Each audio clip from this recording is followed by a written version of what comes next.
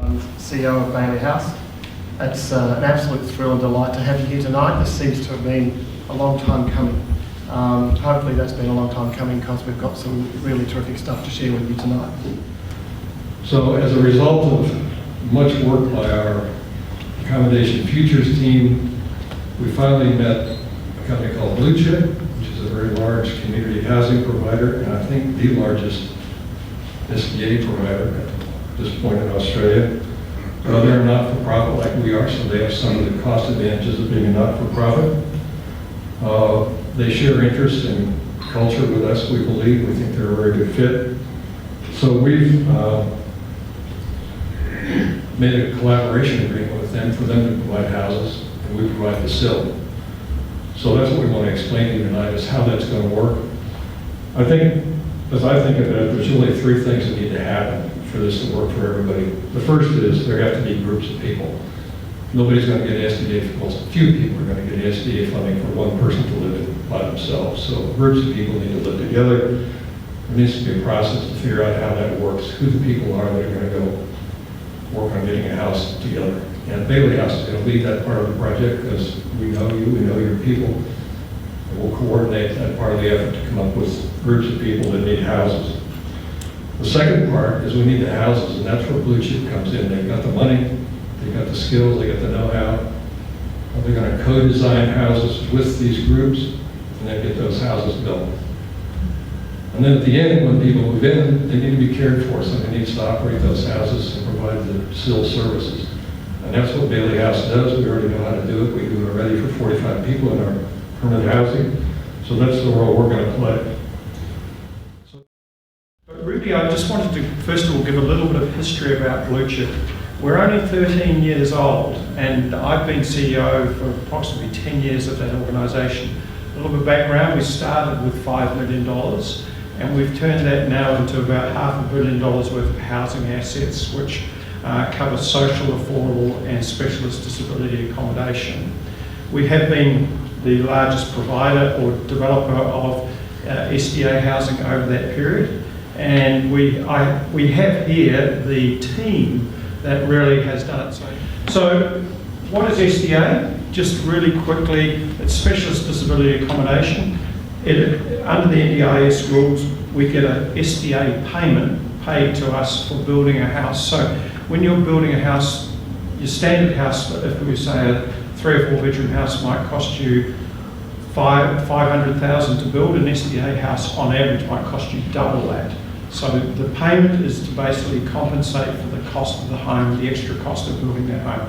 Because generally SDA homes are larger, they have more room, obviously if it's wheelchair access, more rooms for storage. And one of the things that, and we'll talk a little bit about the team, we have some key design principles. And number one, the Silvers have talked about, and I won't steal their glory too much, it's about storage, it's about bathrooms, all the things that really matter to actually make a home. It's not only a home, but it's also a workplace. So working with the teams to make that happen. So our journey with SDA, so Blue Chip, we've delivered over 2,000 homes of varying apartments, whether it's normal cottage style housing. I use the word journey as pretty critical because it is a journey. It will have ups and downs as we go along. Because you'll get frustrated with the councils. Do they get a development application? How long does that take? But the good news is that the state government has given us planning power access. That means that we can actually, Claire will correct me if I get slightly wrong, but we can actually move through council with using a section 5220, which means we can actually, well, he's pretty spun thumb up, I remembered. It means that we actually move through really fast, and that saves, compared to in Sydney, approval could take 6 to 9 months, and where we're sitting around just waiting for council, whereas we can actually enact that a whole lot faster. So that's a real positive here in Victoria. The other thing I think is really important that we have, and what Blue Chip's about, John mentioned this a little bit, is that we are about long-term tenure for clients. So in some of the homes we're delivering, we're looking at transactions where we lease the home to the client for 3 times 20-year periods at their option to do that. Because home's a home. and I'm sure some of you lived in your own home for some considerable period of time. We want to make sure that unlike the developer who needs to get out in 7 years of their financing, we hold those homes on our title, on our balance sheet, because that's what we are, a community housing provider. So we're here for the long term. We don't go away. We're a charity. Every profit or surplus, as we call it, goes back into the business. So I really want to emphasise that. So finally, the partnership with Bailey's House. It has been an absolute joy to, and I mean that sincerely, that they've chosen us. They had a very thorough, examination is the right word, of what we did and working together. And I think that's what's really important in this whole sector. Care, people, it's all about people. And if Michelle will emphasise the key is, it's communication, communication, communication. And that is something that is where all misunderstandings happen if we don't communicate. And that's part of the process. So yeah, so I'll just, I guess, give a bit more detail into the 7-step process. You've all got your brochures there, so I won't keep, the slides aren't too wordy. I might just refer over to them. In terms of the 7 steps, obviously the first step is we're going to sit down with myself and have a bit of a chat just about where we're up to, what the SDA approval is, what the housing needs are. Have that, a lot of you, well, all of you potentially have been through some sort of planning process with the NDIS. It's probably going to be very similar to that, but we're going to focus on housing. So really just having a chat about where the needs are and what that looks like. Part of that process will be talking about, do you have SDA funding? So just a little bit in terms of, for those who may not be aware of, I guess, who might be eligible for SDA. SDA is, they only estimate about 6% of NDIS participants are actually going to be eligible for SDA. And you have to meet a certain number of additional requirements that the NDIA have set out in terms of being eligible for this type of accommodation. You've got your 3 sort of things. Some of them might have some familiar terms like reasonable and necessary. Some of them might be a little bit less familiar. Your extreme functional impairment is where someone has reduced functional capacity or psychosocial functioning in mobility, self-care, and or self-management, and needs significant amounts of person-to-person support. So they need a lot of help with their day-to-day activities.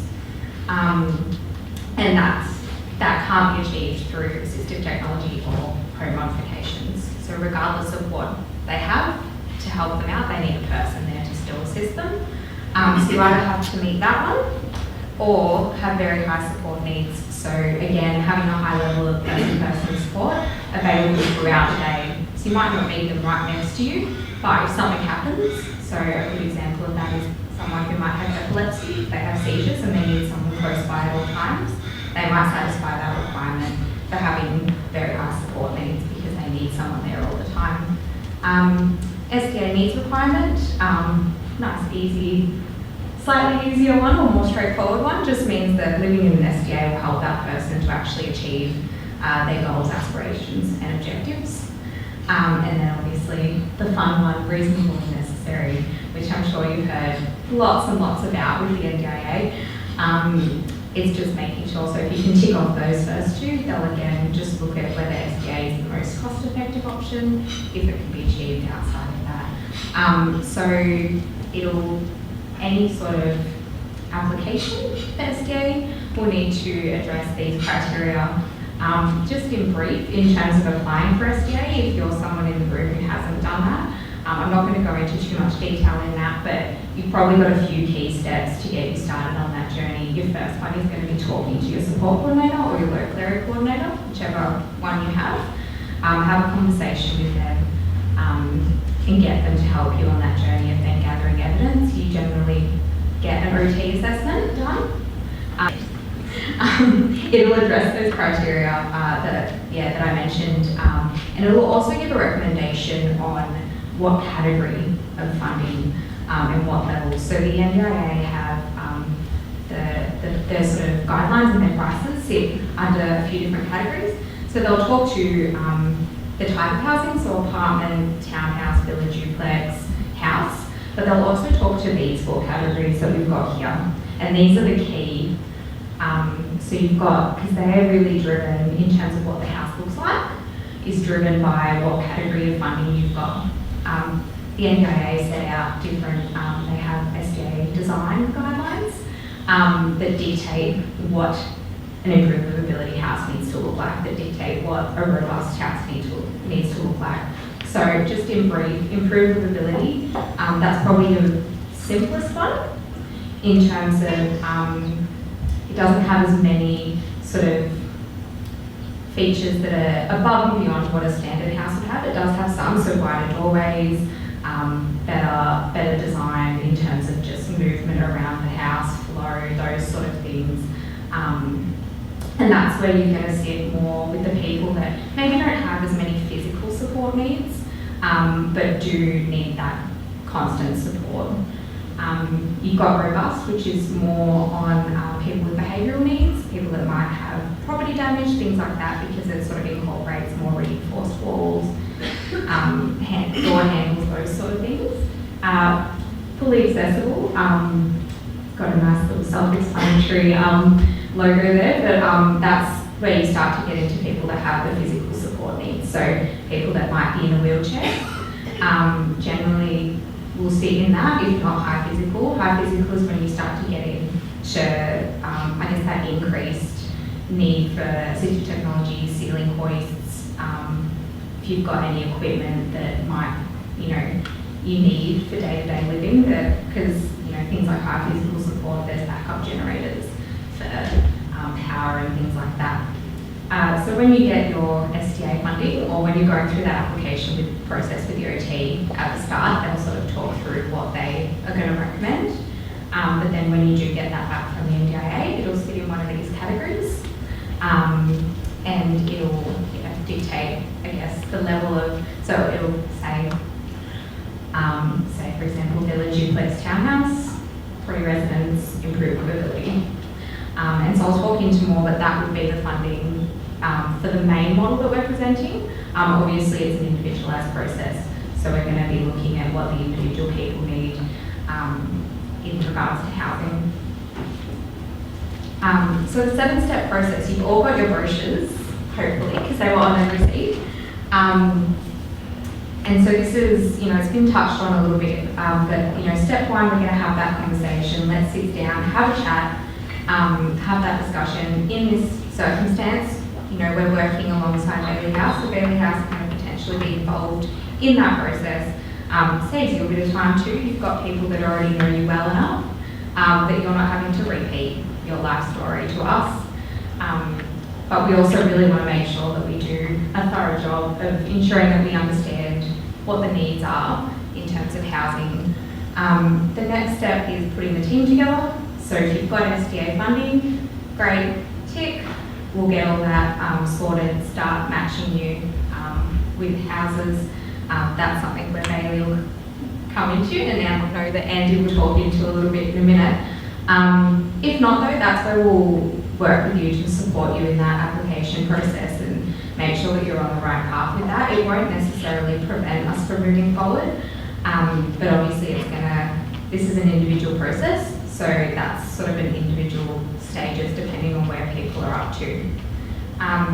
We do work with, you'll notice on the 7 steps that there's a couple of underlined sections. So just those refer to while we build and operate and own the property, we do work with investors because, as Charles mentioned, it costs a lot of money to build houses.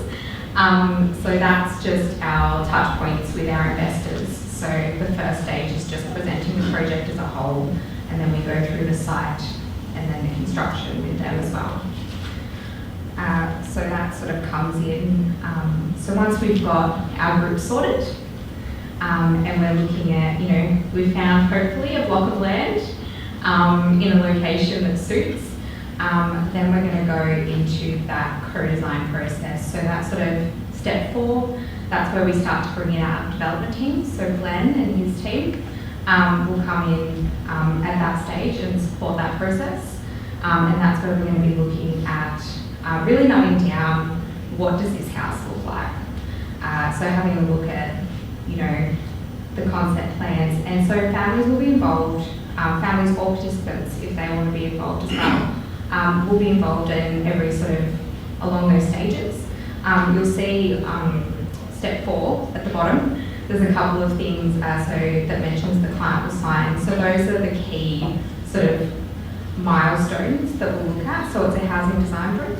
So that's what are the needs, what are the specific, you know, housing support needs, what do we need to make sure is included when we're actually going to the architect and getting them to draw up a plan. The second one is the concept sign off. So that's, we've got a concept plan, we've gone back and forward, you know, everyone's happy with it, we can move on to the next stage. And then finishes, fixtures and fittings. So that's all your bits and pieces, your taps, all that sort of stuff, just making sure that all that sort of fits in and is going to meet the need going through there. Do have a little bit, it's a very brief example or very basic example of what a potential house could look like. Obviously it's going to be really dependent because we are participant focused, it's going to be really dependent on who's going in there. Also, you know, where we're building, what the book plan looks like. But there are some key principles when we're looking at design that we make sure that we adhere to. Just in terms of, you know, we talk to it as, you know, our purpose is that these houses will be homes for the long term. And so making that in a way that is going to be sustainable for people to be living in, that's going to allow them to sort of age in place as well is a big thing, you know, that's got the provision for that plenty of storage. We all know houses half the time do not have enough storage, especially new houses. And that's something that we're really sort of big on, obviously because this one's quite brief, doesn't have storage shown on it. But, you know, walls of cupboards, that sort of thing, all the rooms would have built-in robes. We also ensure that all of the bedrooms have their own bathrooms because we understand the struggle that it can be if you've got people in a house trying to share one bathroom to get ready in the morning. Doesn't always work. And it's just, you know, people will have their own space, they don't have to share.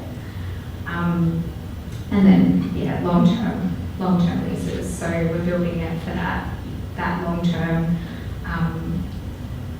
space. So this is, yeah, as I said, this is a pretty sort of brief sort of idea of what we've run, what we call a feasibility on. And I didn't touch on that, but that generally will happen in stage 2. And so what that is it's this big fancy spreadsheet that someone who knows more about budgets than me has developed.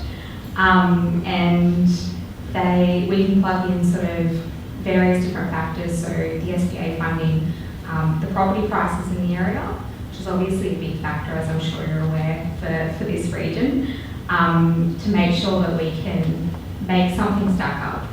Because we're obviously not in it to make money, but we can't lose money either. So it's making sure that we can work that out so that it fits. So we've done a little bit of an analysis in the area, and sort of this is one of the models that we've come back with the current SDA pricing and the current land pricing that we could do in this region, which is a townhouse or villa. Yeah, duplex, that's what I'm looking for, sorry. So it's a duplex build, so it would have a shared staff room and then 3 bedrooms on either side, and each side has their own living spaces, laundry. So the only thing that they share is that staff room that goes in between. So that's sort of, I guess, that's what we're proposing in terms of what that might look like. As I mentioned, it is really specific. We are open to all different types of builds and different areas as well. Michelle touched on it too. We are open to contributions to support with that because at the moment the SDA rates haven't increased the way that they probably should have with the construction costs. But we're really hoping that we see an improvement in that really soon. But that's not stopping us. So we're going to keep moving forward and start to work with people to really build something that is their forever home and that they're going to be really, really happy in. So the last few stages, we finish that design process and then it really goes to the build, and that is very much where development will take over with that. They'll run the show, essentially. And then we'll come to the end where we move in. It's not until that move-in point that we'll actually, so prior to that we'll sign like an MOU, so it's a non-binding agreement saying, yeah, we agree to build this house for you. It's not until you actually move in that we'll sign an accommodation agreement and start charging through the plan. So it's not actually until stage 6 that we start utilising that SDA funding. When you do get to that move-in stage, SDA is a subsidy, so there is a partial cost to participants in terms of their rent. It's set out by the NDIA, it's 25% of the disability support pension plus any rental assistance. Or if they're not on the disability support pension, it's just the equivalent amount. Works out current rates to about, I think it's $200 a week. So it's definitely a lot lower than open market rental. And then the SDA is then there to cover not only the cover the additional cost of building, but also the ongoing maintenance. So Blue Chip will be responsible, and we do outsource to other providers, but we are responsible for ongoing maintenance and repairs. So anything that comes up that needs fixing over time as well, we're talking long-term leases here, so over time when things need updating, all those sort of things, that's where our role will sit in terms of an ongoing relationship and just making sure that everyone's happy, that the house is still working well and doing what we can to make sure that that continues for the long term. Good evening, everyone.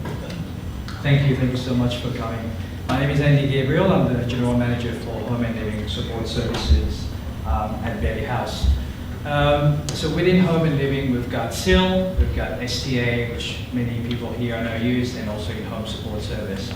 But tonight, I'm going to talk about SIL. You've probably heard a lot of abbreviations tonight, STA, SIL. SIL stands for Supported Independent Living. So I'm going to go over what is SIL briefly, and then we're going to talk about the steps, how Bailey House is going to work with you, with your loved ones, and Blue Chip to get this together on the journey to living independently. So SIL is the name of the NDIS funding for support to be able to live as independently as possible. So SIL is typically funded for participants who requires 24/7 care, which means we need overnight support. When you look at the different concepts, they talk about an OOA, which is the on-site overnight assistance, which is the staff room. So there's always a staff member on site to provide the support.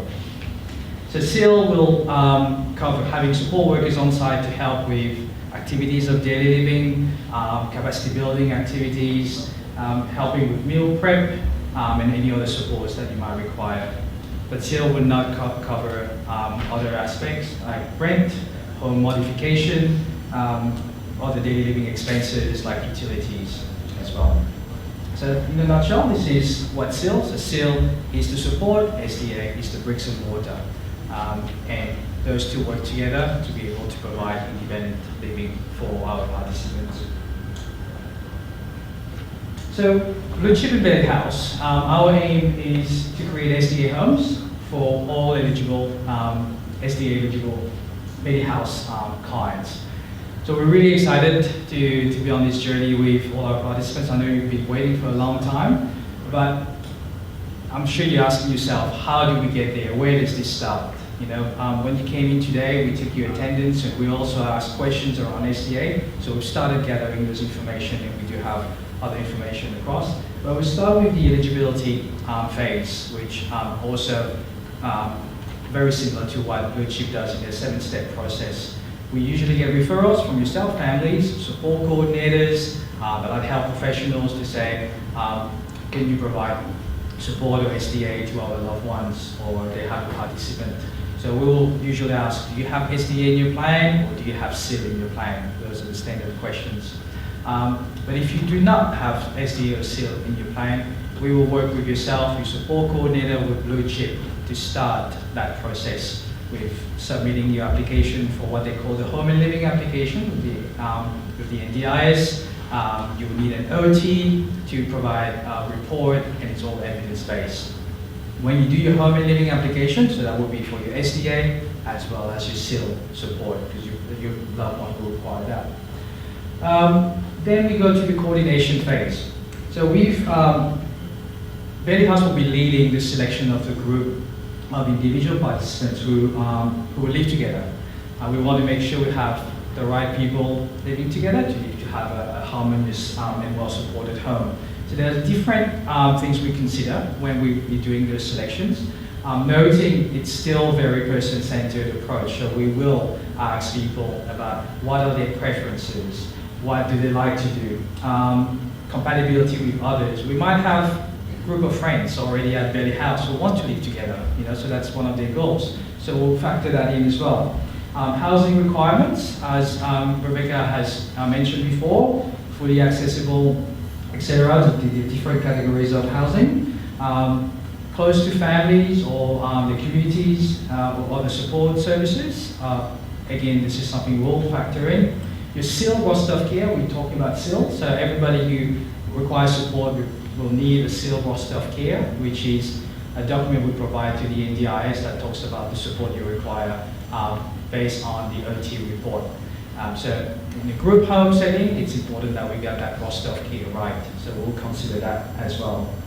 At the end, the family and the participants will decide whether this is the kind of arrangement they would like to have. We then move on to the planning phase. So once we've got a group of participants who are happy to move in together, then we start the planning. Again, together with Blue Chip, we will be part of the co-design process because it is the participant homes but also a workplace for the support workers. So very important that we will make sure that the way things are, the storage, etc., that we've discussed before, their staff room or the flow of the house, all the things that the participant has discussed in their initial stage. So very important that we're part of that co-design process. And we also start linking families and support to link families together on that journey. Getting ready. Moving to live independently is a very exciting thing for anybody. And it's very fantastic for our participants to be part of the co-design process. But how do we get ready to go to that next step of our life? So the home and living team will assist the clients to prepare for the next stage. I mentioned before we've got short-term accommodation. So we could organize for the group of participants who would like to live together in their new household to come to our short-term accommodation and start building skills, learning how to live together, etc.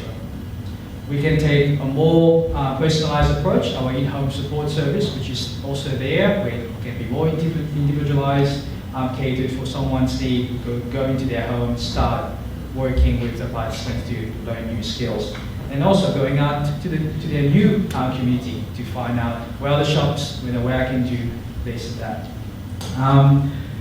Medium-term accommodation, this is if necessary, which we can also offer at our short term, which is if you're waiting for your bills and where you are now is more temporary stay, Bailey House can also offer that as a transition to your permanent accommodation.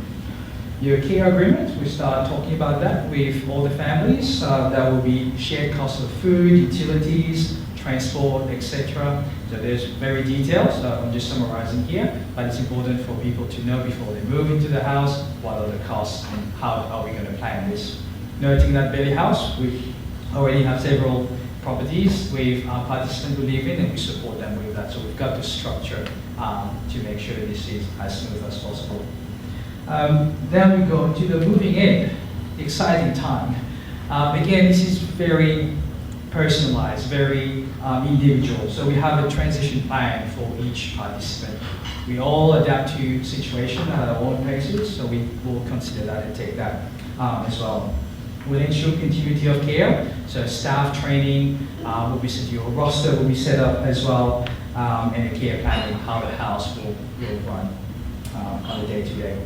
So Betty House Home and Living team will be running your blue chip home on a day-to-day basis, so we'll be there for the day-to-day running of the house and making sure the participants are getting the highest level of care on a day-to-day basis. So the moving date will be discussed, obviously, as a group, and after the moving, we can sit down, catch up, and see how things are going in the new home.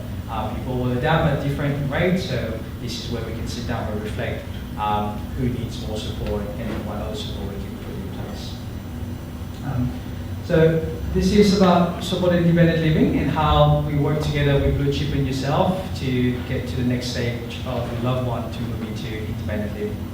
Well, it occurs to me as I listen to a lot of the discussions that some of you may still struggle a little bit with the whole concept of, I guess, SDA and SIL and how it fits together. Why SDA and SIL? So we're going to take 2 minutes to try and kind of put that in some historical context. Up until the NDIS has its problems, but for all those, you know that. For all the NDIS has its problems, it is still the most remarkable scheme in terms of supporting people in an individualised setting anywhere around the world. One of the extraordinary things about the NDIS is that it does actually endeavour through the SDA SIL process to fund housing for people with disabilities who require it. If you think back, Bailey House is 70 years of supporting people with intellectual disability. Much of that has included the delivery of what we would call supported accommodation. That is, the sort of houses that you know Bailey House owns and provides support in. The only way for Bailey House to provide that support and for other not-for-profits was basically to get a house. It was usually through cake stalls and the usual bit of fundraising or a bequest, a donation, but you had to get the house first because government has never funded the bricks and mortar. Funds the support. So once you've got the house, usually you then got through the state government the funding to deliver the support service. So if you try and think about that, the fact is that what the NDIS does is, in actual fact, it does both. It does fund both. The way it's trying to fund the bricks and mortar, the bit that never got funded before, is through an SDA subsidy. The idea being to attract private equity, investment, capital into the scheme in order to make available, through a range of different vehicles, more accommodation for people with disabilities. Bailey House has never had a particular expertise in housing, let's face it.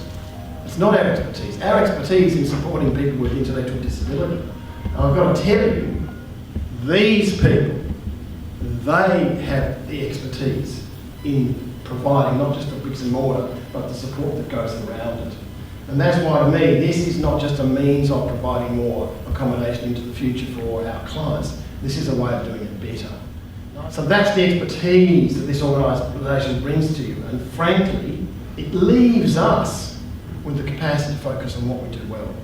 Provide the support for our clients in that problem.